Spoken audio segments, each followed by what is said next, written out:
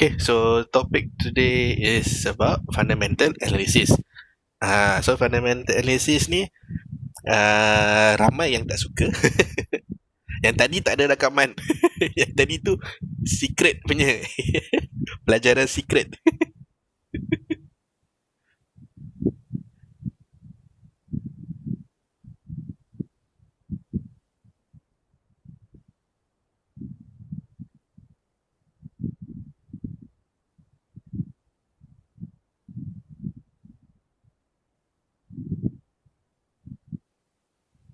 Okay, tadi punya tak ada. Ichimoku selalunya kita buat secara rahsia. Alright, so today is about fundamental analysis. Alright, so fundamental analysis ni ramai yang tak suka. Okay, sebab apa? Sebab dia more kepada ekonomi sesebuah negara. Alright, so benda banyak nak kena tengok.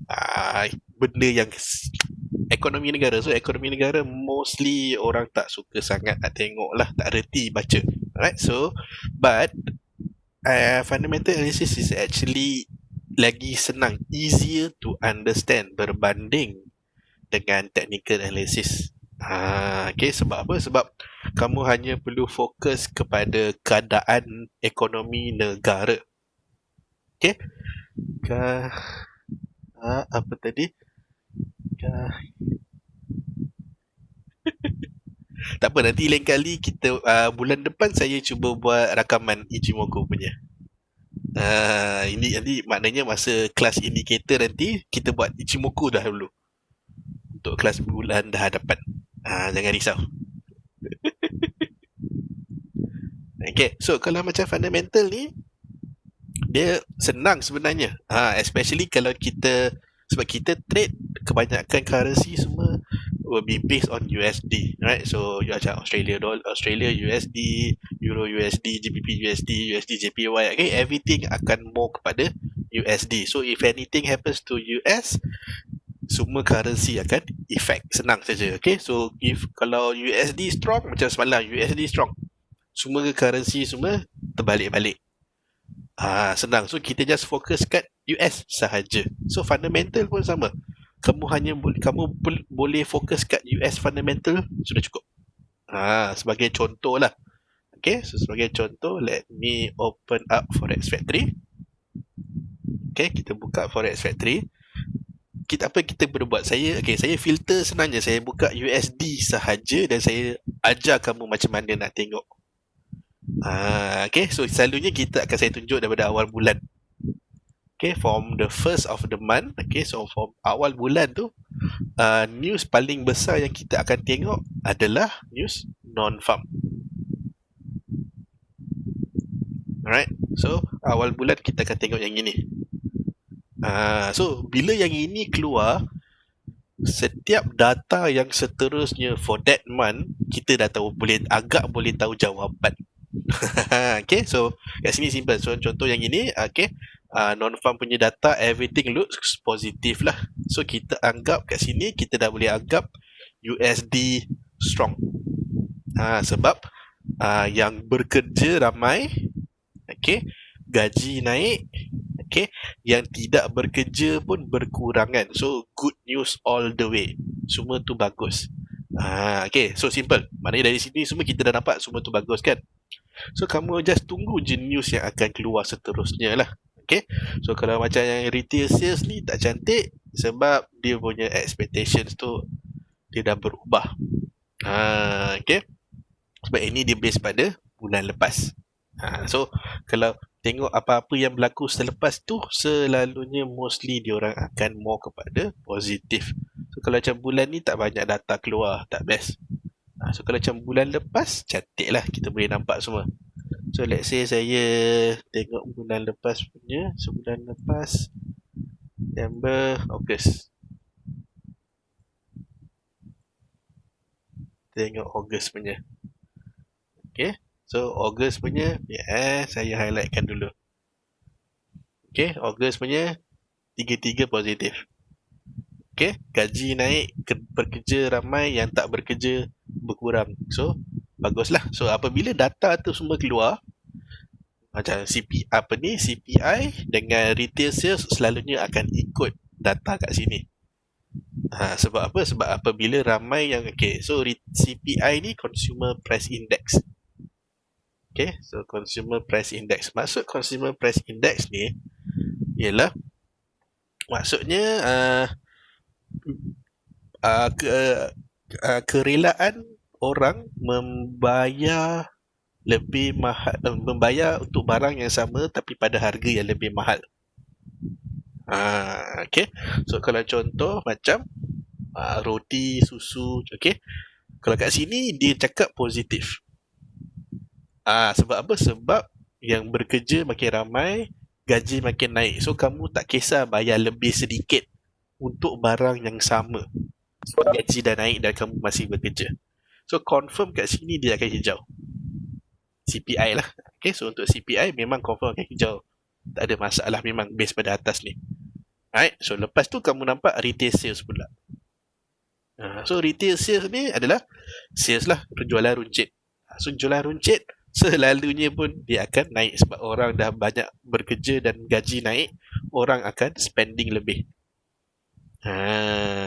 So dari situ dia akan pusing balik lah. So bila jualan makin meningkat, perkilangan pun meningkat. Nampak? So bila dia tu 3 tu naik, bila datang balik bulan seterusnya dia pun akan ikut naik juga. Itulah secara simpelnya fundamental dia tengok macam tu je. So apa-apa pun kamu just fokus kat US sahaja pun dah cukup. Tak ada masalah sebab senang. Fokus kat US ni dia senang. Alright. So tapi dia sebenarnya banyak benda lah nak kena faham. Tapi kita buat simple-simple je. So ada benda-benda lain yang seperti monetary policy, sebab kita nak tengok ekonomi lah. Dia banyak kepada ekonomi. So macam contoh interest rate. So interest rate ni adalah kadar bunga. So kadar bunga dari bank. Kadar bunga dia ada 2 function. Dalam negara dan di luar negara. Dalam negara lain, luar negara lain. So kalau contoh let's say interest naik.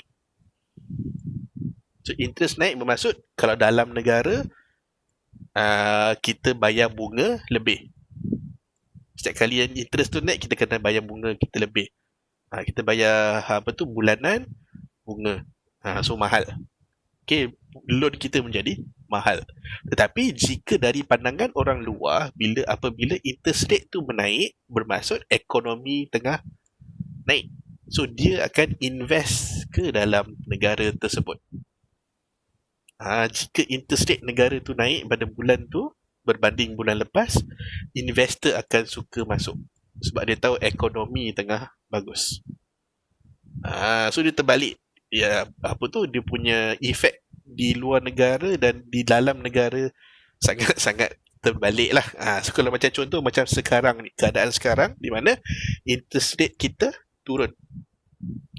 So bagi rakyat tu benda yang bagus sebab kita bayar kurang bunga kita. Tetapi dari pandangan luar, dari orang luar dari investor, pandangan investor, dia nampak ekonomi negara tengah menurun. Tengah tak bagus. So dia tak akan nak invest. Dia nak masuk, dia tak nak. Kenapa nak kena masuk kat sini? Sebab sebab apabila dia masuk, interest tu dibayar kepada dia. Kalau macam kita bayar interest kat bank sebab kita buat pinjaman kat bank. Tapi kalau investor, dia menginvest di dalam company kita, dalam bank kita, dalam negara kita.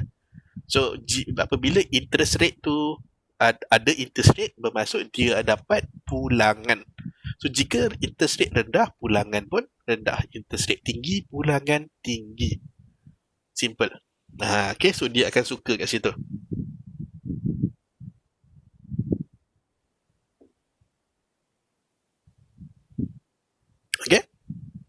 Nampak? Alright. So dari segi interest rate, itu yang kamu kena faham sekarang ni. So sekarang kan bila kita dengar cerita pasal interest rate US, so apabila interest rate US diturunkan serendah yang paling terendah sekali, kemudian dia cakap dia tak nak naikkan lagi, dah sampai hujung tahun. Okay, bermaksud dekat sini negara-negara major yang lain, Euro, GBP, Yen, okay, mereka pun kena ikut dia turunkan interest juga. Kalau kamu perasan, semua orang terus interest rate, tapi mereka, diorang semua start turun selepas US turunkan dahulu.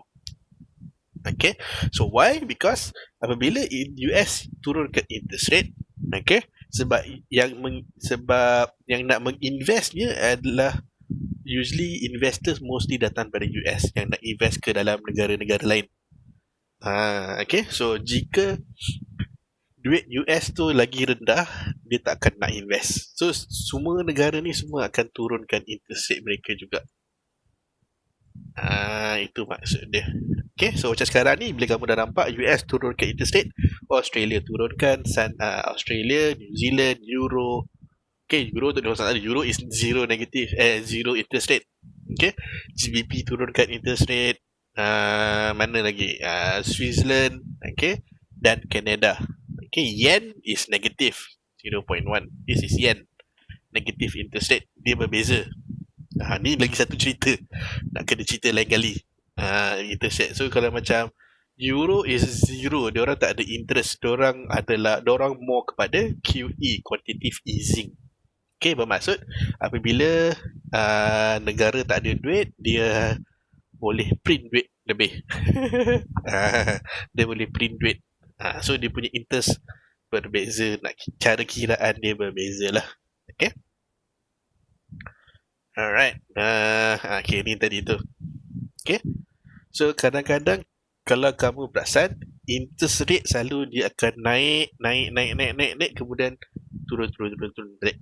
Maksud dia akan naik ikut stage, okay, kemudian dia pun turun ikut stage tertentu. Okay, sebab apabila interest rate naik, okay, ekonomi susah nak membangun lagi dah. Okay, ekonomi susah nak bangun. Okay, so bila ekonomi susah nak bangun, inflasi akan start muncul. Okay, so dia terbalik dari situ. So bila ada inflasi, kita akan kita akan potong interest rate kita. So apabila interest rate rendah, maksud bila kita buat pinjaman, bunga kita rendah. So kita akan lagi ramai yang membuat pinjaman untuk membuat bisnes. So apabila ramai yang buat pinjaman, banyak bisnes yang berjalan, inflasi kita akan dikurangkan. Inflasi tu maknanya kemampuan untuk membeli barang. Okay, so kita kena selalu gerakkan ekonomi. Gerakkan ekonomi dari segi internal, dari segi dalaman. Jangan dari segi luaran, tak baik, tak bagus. Better dari segi dalaman. Okay, itu sebab macam waktu COVID sekarang ni, okay, apa yang kerajaan buat? Kerajaan bagi duit kat kita. Kenapa dia bagi duit? Sebab nak suruh kita berbelanja. Apabila kita berbelanja, kedai-kedai, kedai-kedai semua ni, diorang dapat pulangan. Dah ada pulangan. So bila diorang bergerak, okay, maksud macam contoh, kamu pergi kedai beli barang. So bila beli barang tu habis, kedai tu kena order dari warehouse. Warehouse barang habis, dia kena pergi minta dekat kilang. So kilang bila nak buat, dia perlukan bahan mentah. So semua benda ni bergerak. Semua ada benda yang gerakkan dia. Ni tadi. Okay, semua ada benda yang akan menggerakkan dia. So apabila kedai tu dapat jual barang kepada kamu, dia boost dia punya financial. Okay, dia boleh hire orang lagi, dia boleh tambah stok barang. So bila macam tu, bila dia boleh tambah stok barang, dia akan order lebih daripada warehouse. So warehouse pula, dia tengok barang cepat kurang, so dia order lagi banyak. Bila order banyak, dia pun perlukan pekerja banyak. Okay, so bila dia order banyak dari kilang cakap, bila order banyak masuk, dia perlukan lagi banyak bahan mentah. So bila banyak bahan mentah, dia pun perlukan pekerja yang ramai untuk buat manufacturing. So semua benda tu dia bersangkut paut. Okay, nampak? So semua kena dia gerak. Gerak dia akan berdasar kepada kita sebagai pembeli. So kedai company mana yang kita sokong, bila kita push sale kita dekat dia, bila kita beli, company tu akan selamat, akan stay alive. Itu maksud dia lah. Okay. Okay. So tu je lah, tak ada apa sangat yang lain-lain ni. Ni semua pening sikit, tak payah. Ni tak payah jugalah. Okay. Simple je. Dia more kepada apa tu, interest rate tadi tu dah cukup dah. Interest rate tu dah cukup. Ni satu lagi nak kena tahu. Okay, so dari segi bila kita bila Fed nak bercerita berkenaan tentang interest rate, dia akan bercerita berkenaan ekonomi. So ekonomi akan berlaku dua benda, hawkish dengan dovish. Okay, so dulu sebelum ni kita belajar dua haiwan yang lain. Kita belajar pasal bull dengan pasal bear. Okay, bull, okay, lembu jantan, market menaik. Okay, kalau ada bear datang, ada beruang, okay, market menurun. Okay, so sekarang ni kita tambah lagi dua haiwan. Kita tambah hawk dan kita tambah dove. Okay, hawk burung helang, dove tu burung merpati. Okay, burung helang dan burung merpati. Okay, so hawkish and dovish ni more kepada karakter market ataupun karakter ekonomi. Maksud kalau cakap, okay, market sekarang dalam keadaan hawkish, market sekarang dalam keadaan dovish. Apa maksud dia? Okay, so kalau contoh kita cerita hawkish, okay, let's say saya cakap market US sekarang ni dalam keadaan hawkish. Okay, so hawkish ni bermaksud dia boleh bergerak dengan sendirinya. Dia self-sustain. Okay, bermaksud dia tidak perlukan bantuan daripada central bank. Tak perlukan loan, tak perlu interest rate, tak perlu nak turun. Okay, market semua boleh berjalan sendiri, ekonomi tengah bagus. Simple as that. Nampak?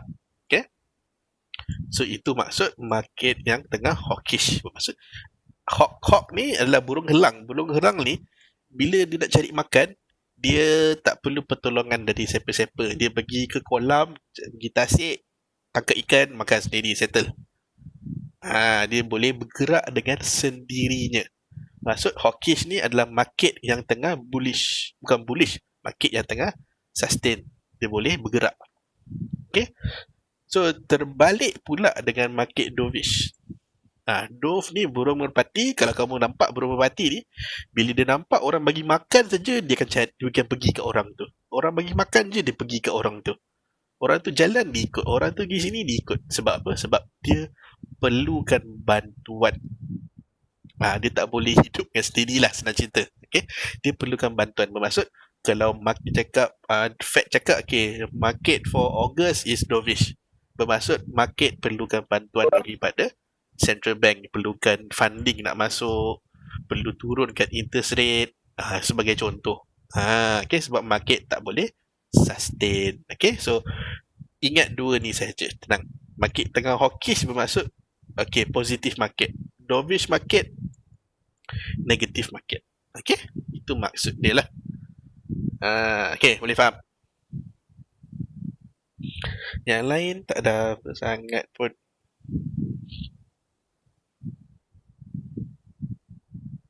Yang lain tak ada apa sangat lah.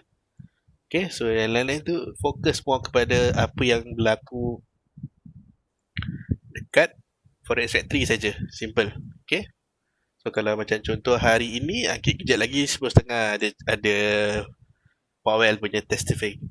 Okay, so kalau dapat dengar, tak dapat dengar, cari dekat mana-mana apa teks dia dah keluar. Dia cerita berkenaan apa. So selalunya dia akan cerita berkenaan ekonomi lah. Dia nak tengok adakah ekonomi positif, adakah ekonomi negatif. Okay, so kalau contoh, let's say kamu tak boleh nak jumpa data apa tu live, video live dia ni pada pukul 10.30, kamu buka aja chart, tengok US dollar. Okay, USD index lah. Right, tengok USD index. Kalau dia tengah menaik, maknanya USD positif. Kalau dia turun, negatif lah USD nya. So dari situ, semua currency yang kamu trade, semua akan ada efek dia. So kalau contoh let's say kita dapat USD strong, so Euro USD akan start turun, GBP USD start turun, gold start turun. So kamu dah tahu mana yang kamu nak kena, apa yang nak kena buat di currency mana yang kamu tengah trade. Okay, simple. Macam tu saja. Okay.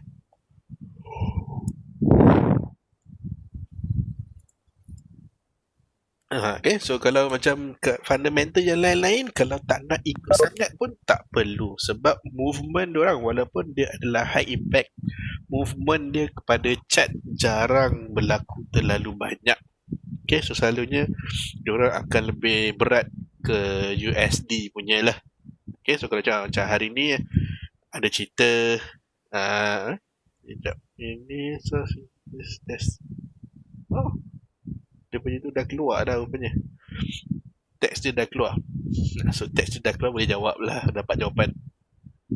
Okay, dan besok pun dia ada lagi. Dia dah keluar tadi punya 22. Ni lah dia. 22 hari bulan. Ni hari ni punya. Kejap lagi dia akan cerita pasal yang ini. Okay, so dia tengok apa yang diorang akan buat kalau ekonomi will recover fully. Dia akan cerita panjang lah. Tapi kita nak cari main point dia, apa yang dia akan buat. Okay, apa central bank negara akan buat untuk mengukuhkan balik ekonomi. So kalau benda-benda yang positif kepada negara, currency akan naik lah. Kalau benda-benda yang tak begitu memuaskan, kita akan nampak lah currency itu akan melemah. Okay, so itu cara kita monitor pergerakan fundamental. Okay, right. Ada apa-apa soalan tak?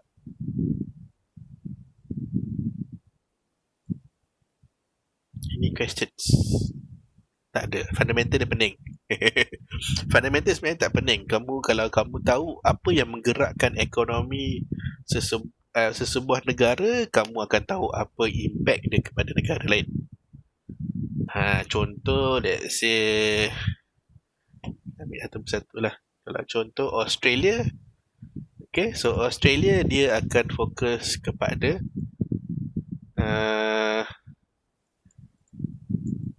iron ore atau biji besi. Okay, ini adalah main export dia. Okay, Australia negara export. Kita tak nak trade negara yang mengimport, bahaya sedikit. Sebab dia asyik beli barang saja. Kalau negara yang menjual barang is the bagus one, sebab dia menjual kepada orang, so dia dapat duit. Okay, so macam Australia, jualan utama dia, eksport utama dia adalah iron ore. So iron ore ni mereka akan selalu jual kepada China. So China adalah pembeli utama, sebab kat China banyak kilang. Sebab banyak company buka kilang dekat China, simple lah. Okay, tetapi macam hari tu bila China shutdown sebab virus, apa yang terjadi? Australia pun drop. Sebab dia tak ada pembeli lagi dah. Okay, sebab dia tak ada pembeli. Bila dia tak ada pembeli, dia nak suruh siapa lagi beli? Okay, nampak penurunan dia. Okay, penurunan pada bulan Mac hari tu, turun jauh. Nangis-nangis dia turun. Tak boleh nak naik dah. Okay, kemudian tu barulah dia recover balik perlahan-lahan. So sekarang ni dia berada di kawasan di mana recovery tu dah tak nampak dia punya function lagi dah. So sekarang ni dia tengah sideways. Okay, so Australia dia akan fokus kepada China. Maksud kalau China okay, happy, Australia pun akan happy. Macam tu. Okay, kalau China tengah gaduh dengan orang, okay, Australia dia sangkut lah, dia jadi orang tengah. Dia nak sokong siapa? Okay, tak sokong. Kalau sokong China, nanti negara lain marah. Tapi kalau tak sokong China, tak ada orang, China tak beli barang kat dia. Okay, so dia pun akan tersangkut kat tengah-tengah. Okay, itu China lah. Kalau macam mana, Canada. So kalau macam Canada, dia fokus semua kepada oil, crude oil lah. Okay, CRUDE. crude oil. Okay, so China, Canada ni dia ikut crude oil. Kalau crude oil positif, okay, Canada pun akan positif juga. Kalau crude oil negatif, Canada pun negatif. Itu kelemahan dia lah. Dia tertumpu kepada minyak. Sebab Canada ni adalah tempat penapisan minyak. Dia bukan penggali. Okay, dia bukan penggali lah, tapi dia tempat penapis. So maksud mana-mana company yang menggali minyak kat pelantar, okay, dekat offshore, okay, diorang akan hantar minyak mentah tersebut ke Canada untuk diproses. So apabila harga minyak naik, so Canada pun seronok lah proses sebab dia akan charge harga tinggi. Kalau harga minyak turun, dia terpaksa charge murah. So rugi kat dia lah. Okay, sebab equipment sentiasa sama, mesin sama, okay, proses semua sama. So tetapi upah akan berdasar kepada harga minyak semasa. So dia tak boleh nak buat apa lah kat situ. Okay, so itu untuk Canada. Okay, apa lagi? Kalau macam Euro dengan GBP, diorang ni adik-beradik lah kalau perasan. Okay, Euro GBP ni adik-beradik. Maksud dia diorang dua selalu bergerak seiring sejalan. Okay, kalau Euro naik, GBP ada can naik. Euro GBP turun, Euro ada can join turun sekali. Okay, sebab diorang ni sebelah-sebelah. So diorang sentiasa berkomunikate sesama sendiri. Okay, Euro tak ada beras, GBP hulur beras. GBP tak ada ayam, Euro hulur ayam. So diorang adik-beradik lah. Kita buat agak macam tu. Okay, tapi sejak ke belakang ni apabila GBP keluar daripada European Union sebab Brexit tu, so sekarang GBP diabaikan sedikit oleh Euro lah. Maksud kalau GBP dah minta tolong, Euro dia pandang je, jeling je. Dia tak herankan sangat. Okay, so monitor lebih selamat kalau kamu nak trade, kamu trade Euro USD lagi selamat lah. Okay, berbanding dengan GBP dia senang lemah sekarang ni. Okay, alright, ada soalan tak berkenaan fundamental?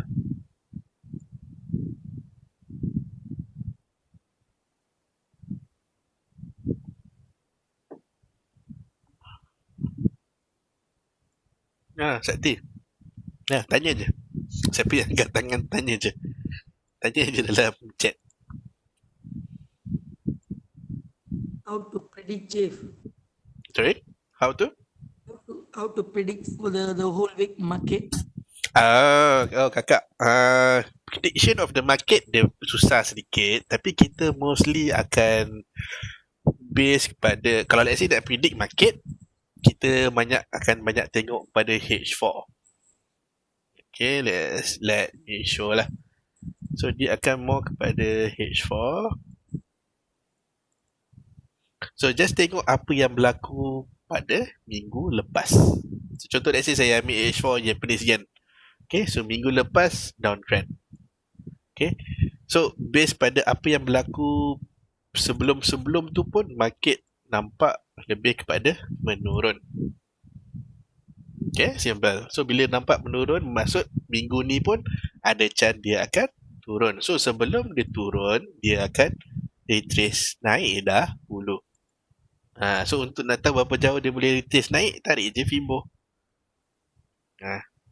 Okay, so sekarang ni kita nak tunggu dia naik. So sekarang ni at level 38.2. So mungkin boleh naik level 50, 61, 76. So kita buat apa? Kita just standby, sell limit. Sini, letak kat situ. Biar je letak. Okay, so dia tak akan naik terlalu tinggi. Right, so maximum dia akan naik is 100 level. Jika dia break 100 level, bermaksud market dah start bullish reversal, dah start menaik pula lah. So dah tukar trend. Okay, so just monitor macam tu saja. Kita tengok base pada minggu lepas dan kita tengok apa yang market boleh buat pada minggu ini. Okay, simple. So let's say saya ambil lagi satu contoh. Kita ambil GBP USD lah sebagai contoh. Okay, Okay, submit je, tengok je H4, right? So tengok H4 trend tengah menurun lah. Okay, 2 weeks 3 weeks ago dia start menurun. So kat sini dah nampak cantik breakout, retrace. So masuk kat sini dia adalah dia punya breakout. So boleh je ambil Fibo. Okay, Fibo, retrace, this is the retrace, this is the breakout. So boleh letak dia punya expansion. Kita dah tahu kat mana entry point kita. So kita just tunggu dia breakout sampai ke berapa jauh dia boleh turun. So sekarang ni tengah turun kat sini level 00. So kalau break level 00 dia akan pergi ke 61 extension. Tukar break lagi 100 expansion. Breakout lagi 161 expansion. So tengok macam tu saja, senang. Okay. So kalau let's say breakout kat sini dan tadi sini, so just tengok apa yang berlaku sebelum ni. Apa yang berlaku sebelum ni kawasan ni. Okay, so bila nampak, kalau tak nampak zoom out, nampak. Okay. Retracement, resistance menjadi support. So sekarang ni menjadi support. So adakah dia kekal menjadi support atau mungkin akan breakout untuk menjadi resistance. Okay, sebab market tu breakout, retrace, breakout. So sekarang ni dia nampak macam terbalik, kita tengah menurun pula. Okay, so sekarang ni kat sini punya bahagian. So kita nak tengok adakah this is a breakout. Kalau breakout dia akan retrace balik ke atas sedikit sebelum sambung turun balik. Okay, so that is macam mana kita nak detect trend. Simple je. Guna Fibo, guna tengok market, keadaan market 2-3 weeks ago. Tak perlu terlalu jauh lah. Okay. Any more questions?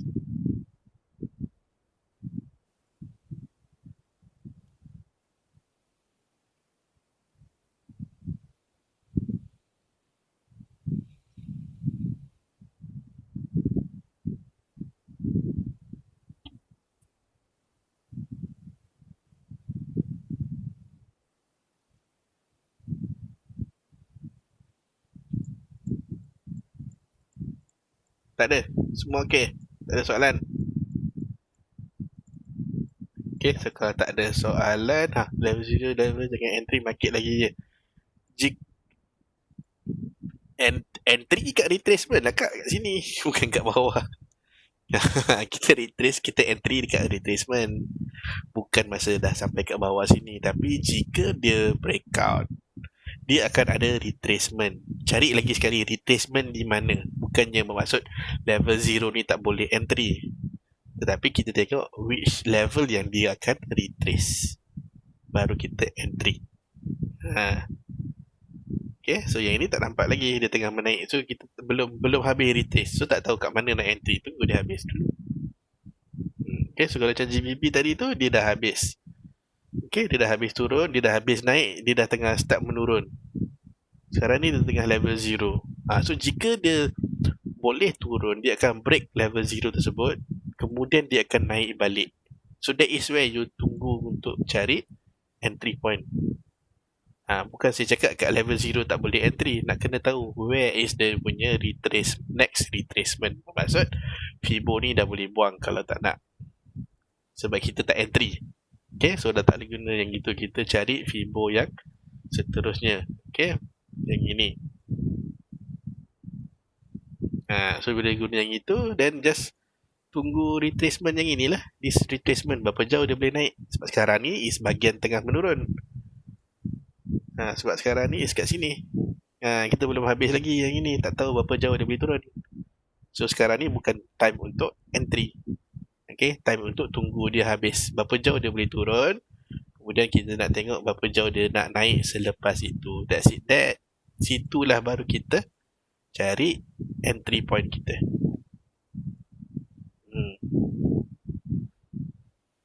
Okay. Any more questions?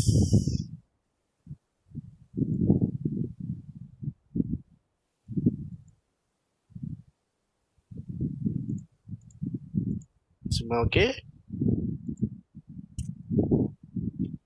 Alright, so kalau tak ada soalan, kita jumpa lagi hari Khamis. Okay, kita jumpa hari Khamis. Ingatkan saya, hari Khamis kita sambung lagi Ichimoku tu. Okay, ada part 2, part 3 dia. Okay, tadi tu baru part 1. So, ada lagi 2 part. Okay, dan kalau ada soalan, boleh tanya saya direct dekat WhatsApp, dekat Telegram.